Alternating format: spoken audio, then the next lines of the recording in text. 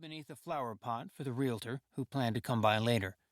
The furniture had already been moved out, painters had been scheduled, and the realtor had hinted that the place would sell quickly. Tanner had spent much of the last month sorting through his grandparents' things and processing the final months he'd spent with his grandma. He glanced over his shoulder one last time, missing her, missing his grandpa. His grandparents were the only parents he'd ever known, his single mother having died minutes after Tanner had been delivered. It felt strange to know they were no longer around, and the word orphaned felt apt. After all, his mother had existed for him only in photographs, and, until recently, he'd known nothing about his biological father at all. In their taciturn way, his grandparents had implied they hadn't known his father's identity, and Tanner had long ago convinced himself that it didn't really matter. Sure, sometimes he wished he'd known his parents, but he'd been raised in a loving home, and that was all that really mattered. Pushing his thoughts aside, he started toward his car, thinking it looked fast even while parked in the driveway. A reproduction 1968 Shelby GT500KR from Revology Cars. It was candy apple red with Wimbledon white stripes. Even though it was brand new, it looked identical to the ones that rolled off the line more than half a century earlier.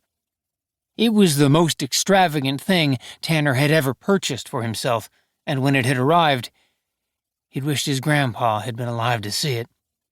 They'd both loved American muscle cars, and while this wasn't an original, it was made to be driven, not stored in a collector's garage, which suited him just fine.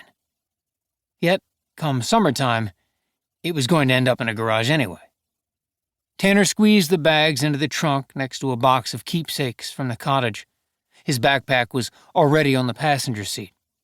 The engine started with a throaty roar, and he headed through town, toward the interstate, passing chain stores and fast food restaurants, thinking that aside from the beach, Pensacola didn't strike him as all that different from other places in other states he'd visited recently.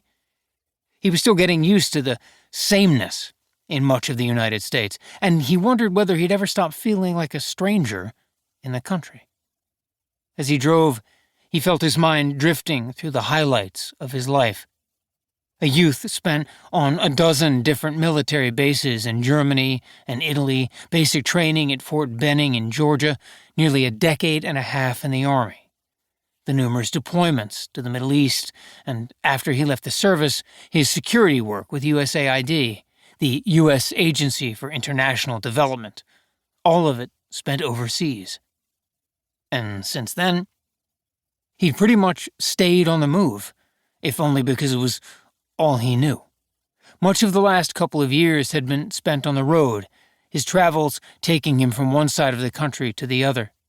He'd filled his phone with photos of national parks and various monuments as he'd reconnected with friends, and, more important, visited the families of other friends he'd known in the service who'd passed away.